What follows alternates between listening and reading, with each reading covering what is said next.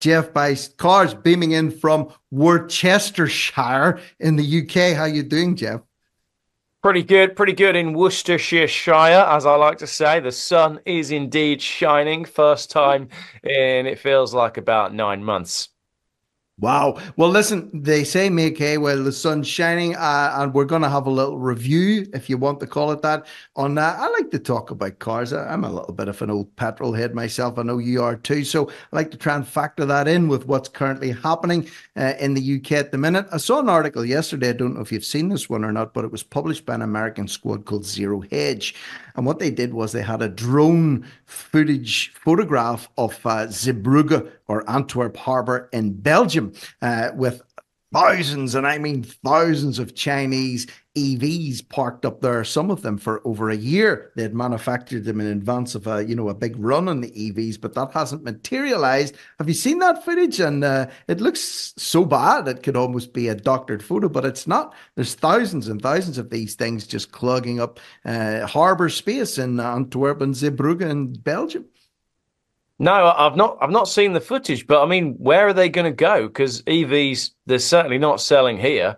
And maybe they can leave them where they are and try and sell them in Europe.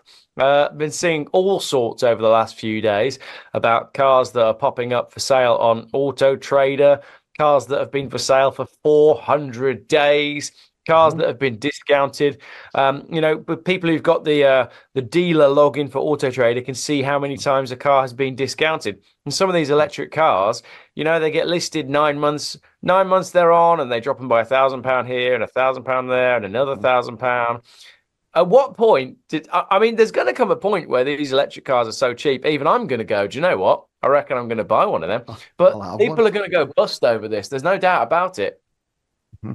And that's the thing, you ask the question, well, where are these cars going to go? So, you mentioned 400 days in some cases before some of these EVs are sold with multiple discounts. The figures, I'll dig the article out and I'll send it to you. It was published yesterday on Zero Hedge, but some of these vehicles have been sitting there in the harbour for over a year, sometimes a year and a half. They just simply haven't been sold. So what happens in that case? I mean, I'm trying to think about the economics here. They've obviously, someone's had to pay to have them shipped to Belgium. Someone hasn't picked them up at Belgium, and they're sitting there occupying prime real estate at a very, very busy harbour. Who's paying for that? Is it the people that bought the cars? Is it the people that sent the cars there? The harbour's doing very well off the back of this. They're still transporting them and storing them, but the dealers aren't availing of this. The manufacturers aren't availing of it, and the punters certainly aren't buying it. So it's an odd economic quandary, I think, that's happening over there in Belgium at the minute, but maybe reflective of what's going on all around the world.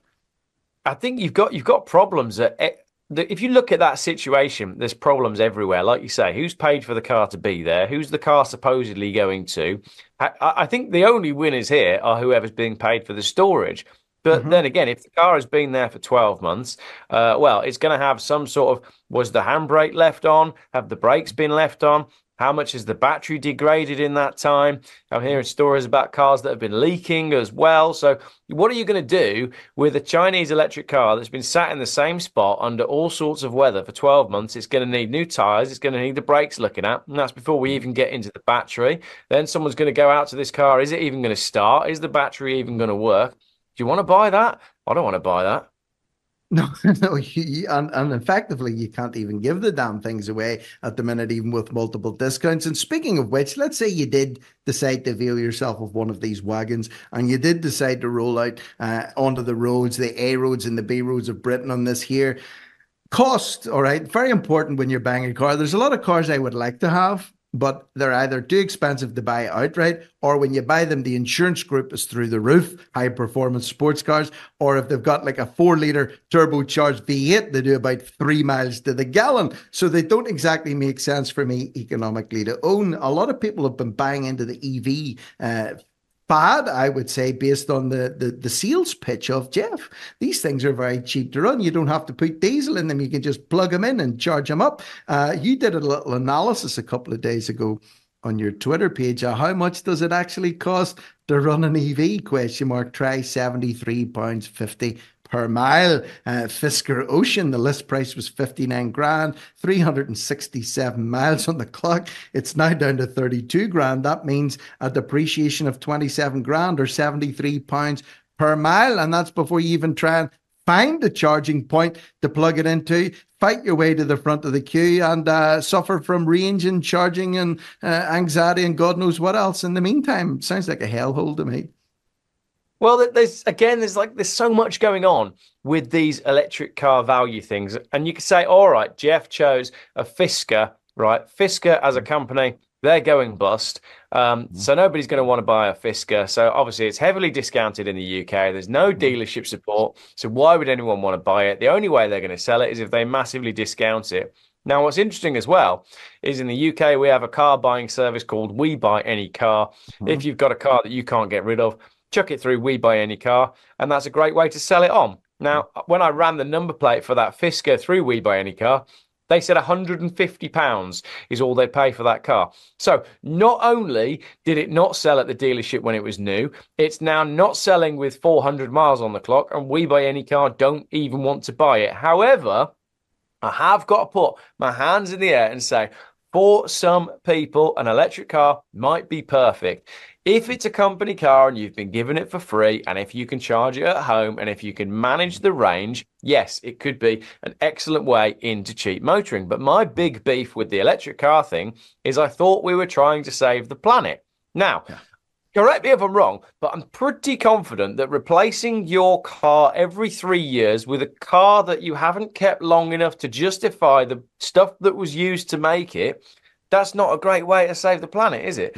What we need to be doing is having a car that you look after and that you love and that you keep for a long, long time. A lot of these electric cars, they don't justify their own existence until 75, 80,000 miles. But people aren't getting them and driving them 75, 80,000 miles. They're keeping them for 3 years and then chopping it in for another one. It's totally wasteful, and it's the opposite of what we should be doing.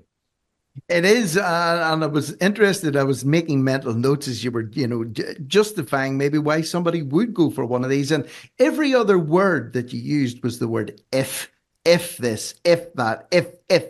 Too many ifs. When people buy a car, they want to know concrete. They want to know, okay, what's my miles to the gallon? Can I put that petrol or diesel in this thing? Has it got good residual values? You want to know those answers definitively before you part with your hard-earned cash. But as you've rightly said, well, if the company buys it, and if you can charge it at home, and if you can do this, and if you can do that, too many ifs. And is that not one of the problems here, Geoff? There's too many question marks and too many ifs associated with these products, which is effectively doing the damage as well. Too many question marks, people start to get wary. And when you're chucking out tens of thousands of quid in many cases, people don't want to take that chance.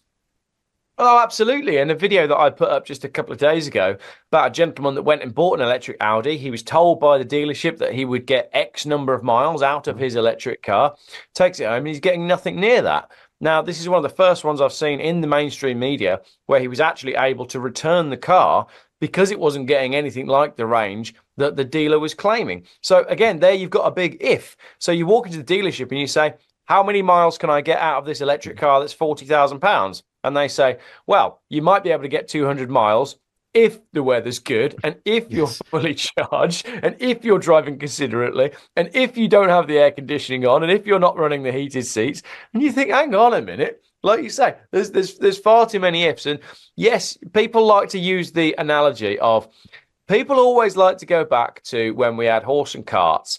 And they say, oh, when we had horse and carts, it took people a while to move over from horse and carts to petrol.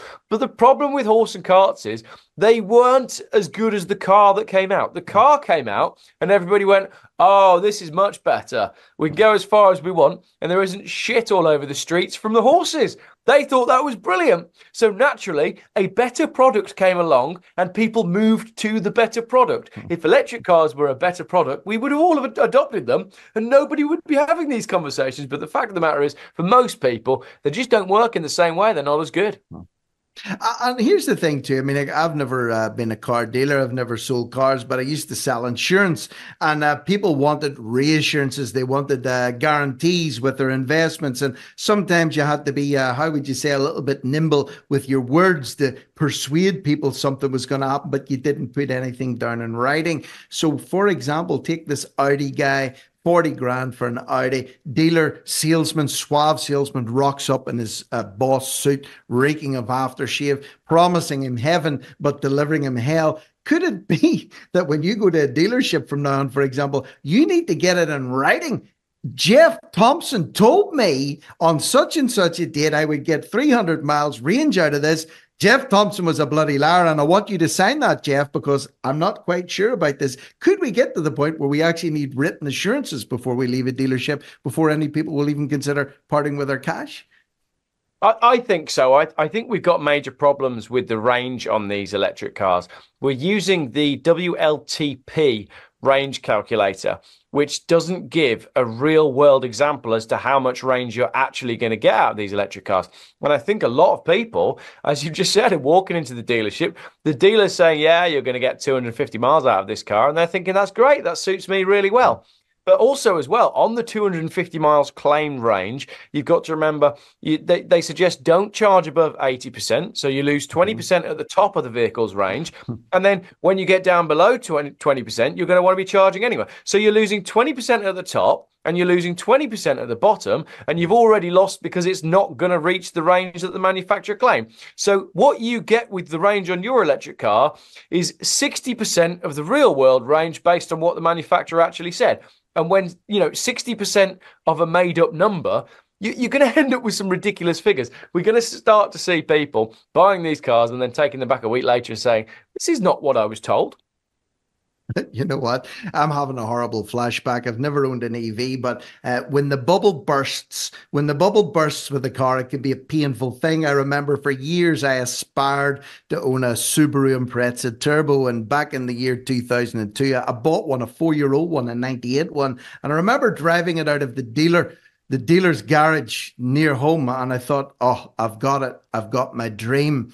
Then I drove it quite quickly down the road, and within about 20 miles, I had to put petrol in it, and it had to take super unleaded, and it was about 100 quid for the tank. And then the service interval warranty thing flashed up every 7,500 miles. It used to be 20,000 miles, and it has to be a dealer service. And the tires were wearing out really quick because it was 4-wheel drive. Geoff, my dream turned to a nightmare pretty damn quick, and I couldn't get rid of that thing fast enough within 12 months. It's amazing what a little dose of reality can do. And I think the equivalent is happening with many people now, that they've parted with their huge amounts of money, and it's great to have warp speed mode in your EV, but when you press that pedal down and you're doing 0 to 60 in 2.2 seconds, you're not going to do very much after that. You're going to have to find a charging point pretty quickly again. So I think bubbles are bursting, or am I over exaggerating this analysis a little bit? I'm not sure if there ever really was a bubble. I mean, the problem that you've got is the only people that are buying them in the UK are business customers. Fleets are buying them because they're heavily incentivized to buy these cars through government legislation.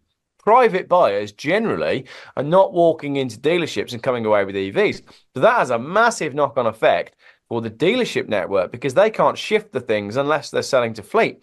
So I think we just might end up with a stalemate where the dealer won't sell you a petrol or a diesel car because the dealer wants you to buy an EV. So you just walk away. So then instead of the dealer selling a petrol or a diesel car, they don't sell a car because they pressured the customer so much to go down the electric route because they were under pressure to go down the electric route. The customer just goes, do you know what? I'll just keep the one I've got. Or they go, do you know what? I'll go on Facebook Marketplace and I'll pick up a Volvo for 1,500 quid like that guy on YouTube keeps telling me to do. Do you know what? I'm going to actually go and do that. And I'm having emails from people that are genuinely saying, Geoff, I've been paying 300, 400, 500 pounds a month to lease a car for so many years. And I've watched your YouTube channel. And this weekend I went and bought an old Volvo estate and I love it. So maybe, I don't know, maybe it's a good thing. Maybe the fact that the wheels are falling off the electric car movement might push up the values of old Volvos. Maybe that, every cloud has a silver lining. Wouldn't that be a beautiful thing? And, you know, I told you this before. I had an old, well, I bought it new in 2006, drove 245,000 miles on that sucker until literally the door sealed, the door warped on me. And when it rained, my wife used to complain because she used to get soaked when she was driving to work at the old Volvo. And then the turbo blew and this went and that went. That thing was thrashed to death. But I got 240K out of it, miles, that is, not kilometers. Very happy with it, would recommend it. And if you can bat outright for what, 1,500 quid, the same as 5 lease payments for an EV, gimme that old Volvo estate any day. And if you're stuck, you can always go into business as an undertaker as well, especially if you buy it in black. Just rip the back seats out, get them down, get some mahogany in there, and before you know it, you could be in the funeral business. We're nearly out of time, and one of the things you actually did touch on it, I was going to bring it up, is I was going to say, well, why is this even still ongoing at the minute? And I think subsidies are, without a shadow of a doubt, propping this whole thing up.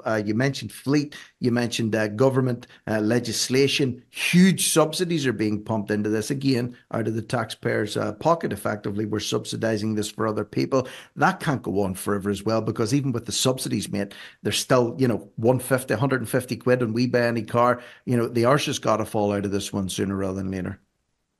Well, this is just it. You know, you've got all these subsidies that are allowing businesses to finance electric cars. And if the electric cars are made in China, then we're directly subsidizing and directly financing China. So it can't continue. I think people do need to see the light, but the knock-on effect for the automotive industry could well be, huge and far-reaching. So we shall see. But I should take this moment to plug something that I have got coming up. I will be doing another diesel versus electric vehicle. This time we're doing our biggest one yet. We're going to be driving down to the bottom of Spain. So who's going to get there first? My friend Lee in his electric Porsche, or me in some manner of old big Volvo. So that's going to be coming up on the channel in a couple of weeks' time. Looking forward to that, and we can really put this EV thing to bed.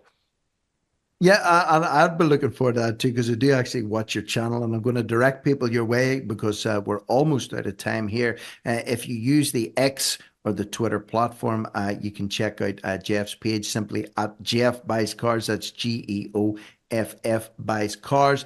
Or get onto his YouTube channel. He's got a really big channel. It's really, really good. Very, very well put together videos. Geoff Buys Cars on that one as well. And it's good. Those challenges, I think that's what people are interested in, because it shows you real life stuff, long distance testing, one versus another. And I know you've even took the EVs out, so it's not like you're against them. I know you're not against them. It's like, if you want to buy one, if you want to run one, if you want to spend your money on it, you should be free to do that. But I think our problem lies, Geoff, both you and I, is when we've been told that by 2030 or 2035, you won't be able to buy a diesel brick turbo car like a Volvo. You have to go down the EV route. It's going to be forced down your throat. I think that's the problem. And maybe if they'd have just eased off, and guys like you and me, they wouldn't be having so much kickback fueled by guys like you and me in the public realm right now. Absolutely. I mean, all I've said all along is I just want to be left alone to enjoy my cars and go on road trips. That's the whole ethos of the YouTube channel. And the closer they get to me, the more I'm going to kick back. Yeah, and rightly so. And hopefully you do keep kicking back. And it's always lovely to get little updates from you. And like I said, if you're listening in and you like what Geoff's had to say, if you like the cut of his jib, as it were, get onto his YouTube channel, Geoff Buys Cars. And that's one to look forward to. And he also has a ton of other content on there. He uploads quite regularly. But the road trip one is one to watch out for, in particular down to the bottom of Spain. Geoff, it's been an absolute blast as always. Lovely to see you, lovely to talk to you, and all the best for the road trip. Maybe get a little bit of an update from you when you come back off the back of that one. But in the meantime, I hope you have an epic day, whatever you're off to do now. Probably drive that old Volvo of yours around, polluting the atmosphere. Why not? Why not get out there and get some black smoke happening? It's been a pleasure talking to you. We're over and out for now. I'm Rick Munn, back tomorrow morning. And in the meantime, have a great day wherever you are. We'll be back tomorrow on TNT, Today's News Talk.